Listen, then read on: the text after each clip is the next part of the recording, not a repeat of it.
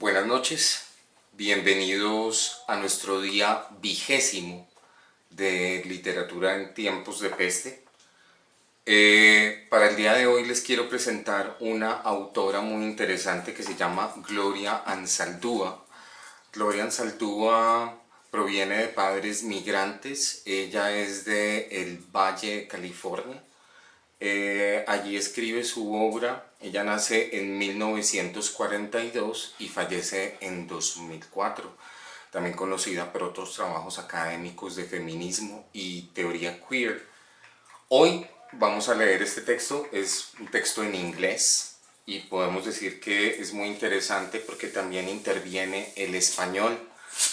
También Gloria Anzaldúa dentro de sus trabajos tiene muy en cuenta la realidad y la cosmovisión del latino migrante en los Estados Unidos y por supuesto de toda la cultura chicana. El texto se llama Ghost Trap. A woman was building a ghost trap to catch the ghost of her marido, who had recently died. He wanted to keep him from coming into her house. At first, she had been devastated by his death. She had thrown herself into the grave on top of his coffin, wailing like La Llorona, the ghost woman who wandered in the dark. She would make in the middle of the night in a sweat, turn him to share a dream or a fear or find an emptiness. She would walk from room to room at night, feeling like a ghost.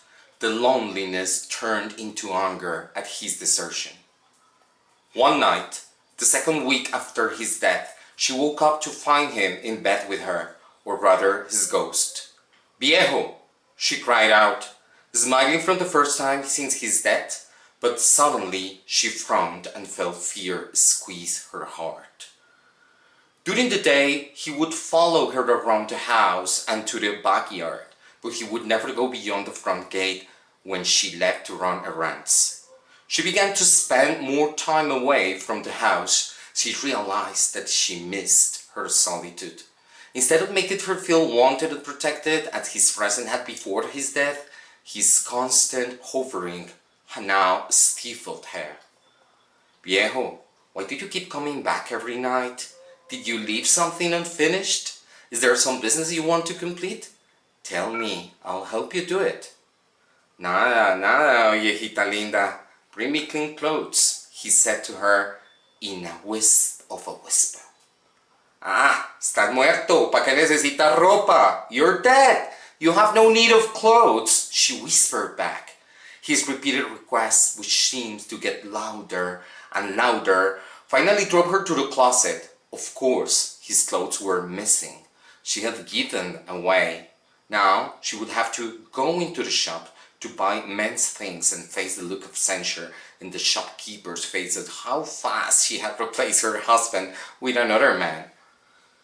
Vieja, fix me some dinner," he said in harsh mutter. She fixed him carnitas, his favorite dish, and set it on the table. But a ghost can't eat, and the food sat on the table gathering flies. Viejita linda, bring me a beer." Off she would go to the market to get the beer. La gente began to talk about how her grief had driven her to drink. She would pull the lid and place the can of beer on the table by his chair. "Do you know, I only drink Don X," he growled. The beer went flat.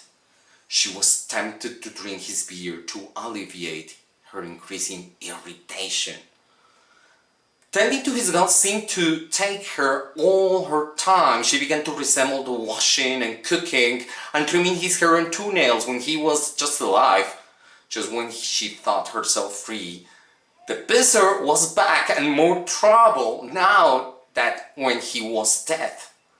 Her only consolation was that she didn't have to wash his smelly socks and dirty underwear, but her 2-week-old vida was no longer her own, and she wanted it back.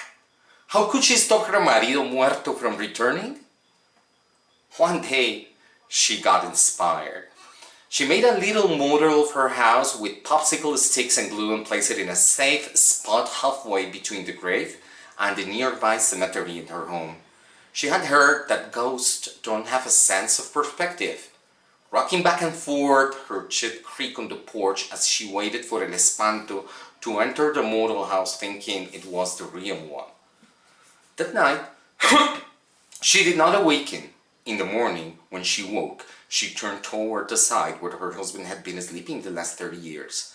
His ghost was not there, nor he was there for the following night. She sat up waiting for him, worrying about what to do with the ghost house. Suppose someone found La Casita and accidentally opened the door and left the ghost out. Conceivably, some element of nature, a strong wind of fire, could destroy the flimsy house that her dead husband could get out. The tiny house was too fragile to be buried. The air would crush it and the ghost would escape. She had to put it somewhere safe and out of the reach of others. After several days of deliberation, she carefully carried the ghost trap into her house and placed it under the bed, where mischievous nieces and nephews could not find it. That night, a voice woke her up. It called out, no longer whispering, "Vieja, vieja, quiero hacerte el amor." She thought she felt his body stirring on her bed covers. Half dreaming, half awake, she pushed him away, but he kept climbing up the top of her. All night she refused to open her legs for him. Next morning, she woke with deep grooves down the corners of her mouth and bruises out of her mouth, breast, arm, and inner thighs. She peered under the bed and saw that the door of the casita was open. She walked from room to room looking for el pinche desgraciado and muttering herself, "How am I going to get rid of that fucker?" She considered going to the local curandera and asking her to drive his hole into El Pozo. Better yet, to hell. Or she could look through the yellow pages to find a ghostbuster. No, she would do it herself, with words and curses. She decided to prepare should her words fail. That night, she plugged into the vacuum cleaner and put it by her bed. She tucked on one of her sturdiest corsets, several pairs of pants and 3 shirts, turned on the lights, got into bed and waited. She jumped out of bed, fetched her heavy iron skillet, and hid it under the bed covers, just in case he had taken on more substance than the vacuum could handle. "Come on, cabrón, vente chingón," she said under her breath. Bueno, este cuento se llama Ghost Trap, fue escrito por Gloria Anzaldúa. No tengo la fecha en este momento. Este texto está en esta antología que se llama Currents from the Dancing River. Es una antología de literatura contemporánea escrita por latinos, por migrantes en los Estados Unidos. Ok, muchas gracias por estar aquí.